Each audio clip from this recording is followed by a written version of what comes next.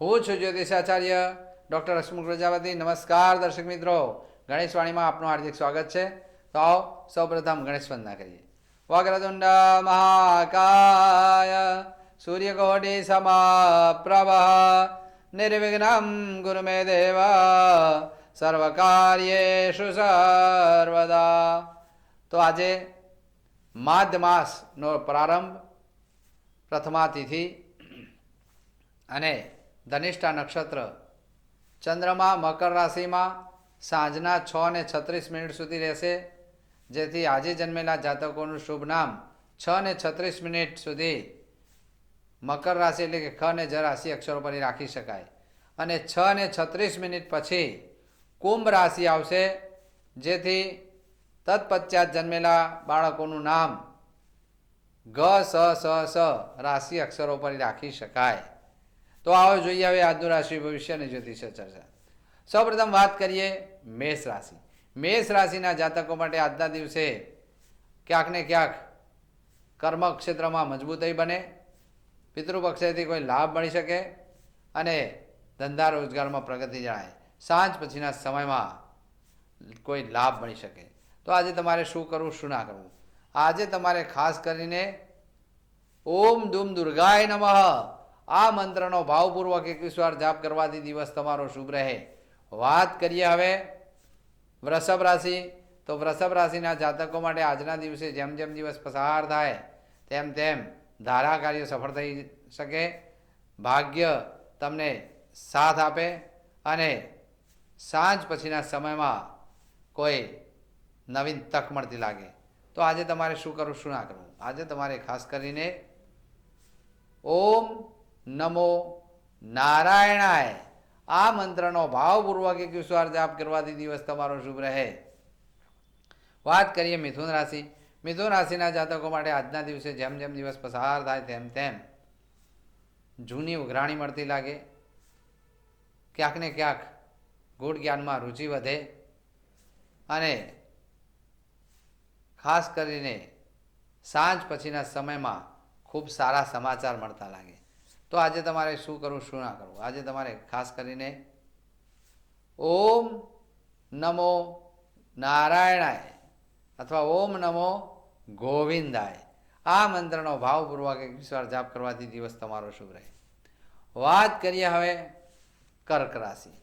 કર્ક રાશિના જાતકો માટે આજના દિવસે વૈવાહિક વાતચીત હોય તો નક્કી થવાના યોગ બને, આવકનું પ્રમાણ વધે, કોઈ માન સન્માન મળી શકે અને સાંજ પછીના સમયમાં ક્યાંક વાહન ચલાવતા સંભાળવું પડે. તો આજે તમારે શું કરવું, શું ના કરવું? આજે તમારે ખાસ કરીને ઓમ રીમ નમઃ શિવાય આ મંત્રનો ભાવપૂર્વક 21 વાર જાપ કરવાથી દિવસ તમારો શુભ રહે. વાત કરીએ હવે સિંહ રાશિ. સિંહ રાશિના જાતકો માટે આજના દિવસે જેમ જેમ દિવસ પસાર થાય તેમ તેમ આરોહ અવરોહ વચ્ચે દિવસ પસાર થતો લાગે, ક્યાંક બેચેની ઉચાટ દ્વિધા પરિસ્થિતિ રહે. તો સાંજ પછીના સમયમાં એક હળવાશ અનુભવાય, શાંતિ અનુભવાય, રાહત અનુભવાય, આનંદ વધતો જણાય. તો આજે તમારે શું કરવું, શું ના કરવું? આજે તમારે ખાસ કરીને ઓમ હ્રૌમ જુમ સહ આ મંત્રનો ભાવપૂર્વક 21 વાર જાપ કરવો અને હુંફાળા પાણીનો પ્રયોગ કરવો, જેથી દિવસ તમારો શુભ રહે. વાત કરીએ હવે કન્યા રાશિ. કન્યા રાશિના જાતકો માટે આજના દિવસે જેમ જેમ દિવસ પસાર થાય તેમ તેમ આવકનું પ્રમાણ વધે, ક્યાંક ને ક્યાંક શેર સટ્ટામાં કોઈ આકસ્મિક લાભ મળી શકે અને સંતાનના પ્રશ્નો ઉકલતા લાગે. સાંજ પછીના સમયમાં ક્યાંક ગેસ એસિડિટીથી સાચવવું. તો આજે તમારે શું કરવું, શું ના કરવું? આજે તમારે ખાસ કરીને ધૈર્યપૂર્વક કામ ચલાવવું અને ઓમ નમો ભગવતે વાસુદેવાય આ મંત્રનો જાપ કરવાથી દિવસ તમારો શુભ રહે.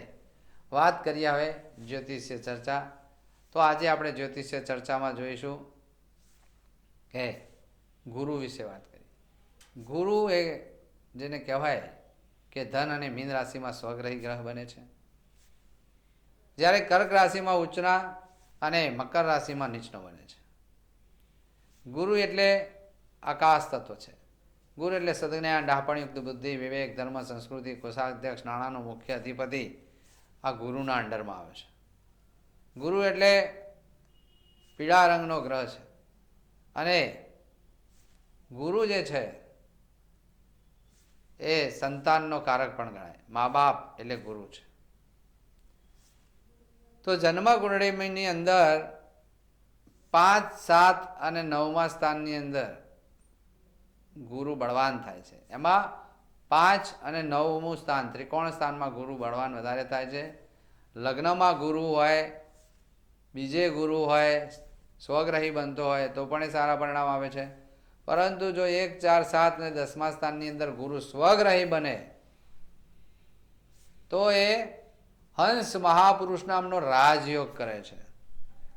કોઈ પણ જન્મકુંડળીમાં ગુરુ જેટલો બળવાન હોય એટલો હંમેશા પોઝિટિવ એનર્જી તમારામાં વધારે આવે. ઇકોનોમીની બાબત જોવા જાઓ કે વિદ્યાની બાબત જોવા જાઓ તો પણ એ તમને ડાહપણ ભર્યું કાર્ય કરાવવામાં સફળતા અપાવશે. તો જેનો ગુરુ બળવાન ન હોય, માનો કે 6ઠે 8મે ને 12મે ગુરુ હોય, અશુભ થતો હોય તો શુભ પરિણામ મળતા નથી હોતા. તો એના માટે શું કરવું જોઈએ? એના માટે દર ગુરુવારે ચણાની દાળ ખાઈ અને એક ટાણું કરવું, પીળા વસ્ત્રો ધારણ કરવા, સાથે સાથે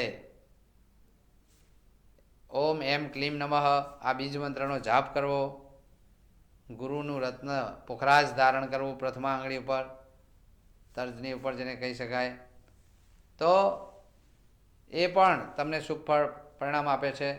અને ખાસ કરીને જે સદગુરુ તમારા કોઈ ગુરુ હોય તો એનું પણ રિસ્પેક્ટ કરવું ને ગુરુ ઉપર એક ભરોસો રાખવો, એક શ્રદ્ધા રાખવી.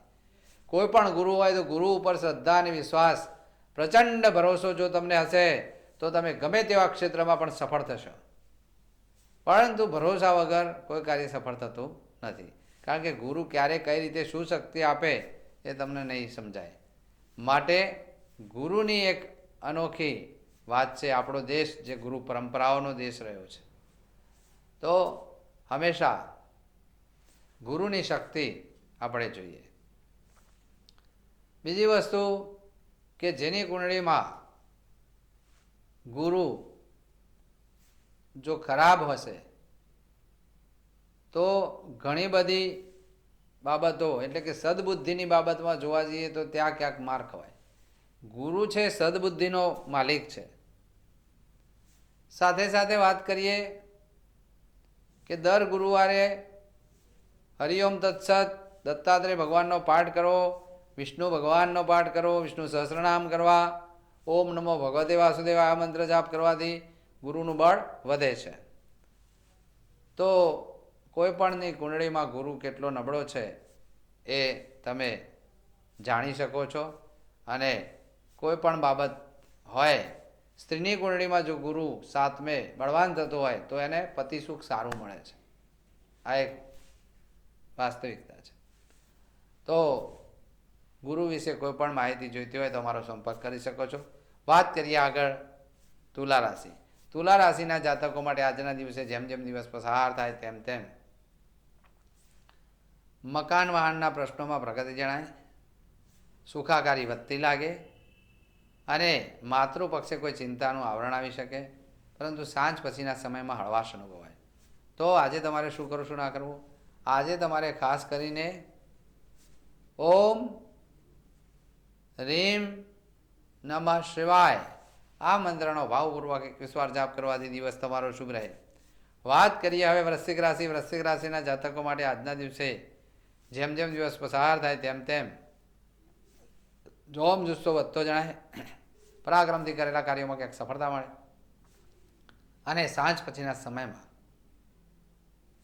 સુખાકારી વધતી લાગે. તો આજે તમારે શું કરવું, શું ના કરવું? આજે તમારે ખાસ કરીને ઓમ રોમ ઝુમ ઝ આ મંત્રનો ભાવપૂર્વક જાપ કરવાથી દિવસ તમારો શુભ રહે. વાત કરીએ હવે ધનુરાશિ. ધનુરાશિના જાતકો માટે આજના દિવસે જેમ જેમ દિવસ પસાર થાય તેમ તેમ આવકનું પ્રમાણ વધે, ધંધાની વૃદ્ધિ થાય, દાંત ગળાના દર્દોમાં સાચવવું અને સાંજ પછીના સમયમાં ક્યાંક સાહસિકતા વધતી લાગે. તો આજે તમારે શું કરવું, શું ના કરવું? આજે તમારે ખાસ કરીને હરિઓમ તત્સત જય ગુરુદત્ત આ મંત્રનો ભાવપૂર્વક 21 વાર જાપ કરવાથી દિવસ તમારો શુભ રહે. વાત કરીએ હવે મકર રાશિ. મકર રાશિના જાતકો માટે આજના દિવસે ખાસ કરીને આનંદ ઉત્સાહ રહે, ધારેલા કાર્યો સફળ થતા જણાય, પ્રગતિ જણાય, નોકરી ધંધામાં આગળ વધો અને વૈવાહિક વાતચીત હોય તો નક્કી થાય. તો આજે તમારે શું કરવું શું ના કરવું, આજે તમારે ખાસ કરીને ભાવપૂર્વક ઓમ ગંગ ગણપતય નમઃ આ મંત્રનો ભાવપૂર્વક જાપ કરવાથી દિવસ તમારો શુભ રહે. વાત કરીએ હવે કુંભ રાશિ. કુંભ રાશિના જાતકો માટે આજના દિવસે ક્યાંક ને ક્યાંક બેચેની ઉચાણ ધીજાભરી સ્થિતિ રહે, ક્યાંક ખોટા ખર્ચથી બચવું જરૂરી રહે. તો આજે તમારે શું કરવું શું ના કરવું, આજે તમારે ખાસ કરીને હનુમાન ચાલીસાનો પાઠ ભાવપૂર્વક કરવાથી દિવસ તમારો શુભ રહે. વાત કરીએ હવે મીન રાશિ. મીન રાશિના જાતકો માટે આજના દિવસે કોઈ આકસ્મિક ધનલાભ મળતો જણાય અને મિત્ર ક્ષેત્રમાં કે સામાજિક ક્ષેત્રમાં પ્રગતિ જણાય અને સાંજ પછીના સમયમાં ક્યાંક બેચેની વધતી લાગે. તો આજે તમારે શું કરવું શું ના કરવું, આજે તમારે ખાસ કરીને ઓમ એમ ક્લીમ નમઃ આ મંત્રનો ભાવપૂર્વક 21 વાર જાપ કરવાથી દિવસ તમારો શુભ રહે. વાત કરીએ વિજય મુહૂર્ત. વિજય મુહૂર્તમાં બપોરના 12:37 બપોરના 1:03 સુધી વિજય મુહૂર્ત રહે. વિજય મુહૂર્તમાં શુભ કાર્યો કરવા, શુભ મુહૂર્ત કરવા ઉત્તમ રહે. દરેકે દરેકનો દિવસ શુભ રહે અને માઘ માસ સંપૂર્ણ રીતે શુભ ફળદાયી નીવડે એવી મારી શુભેચ્છાઓ. લાઈવ 24માંથી હું જ્યોતિષાચાર્ય રજા લઉં છું. નમસ્કાર દર્શક મિત્રો.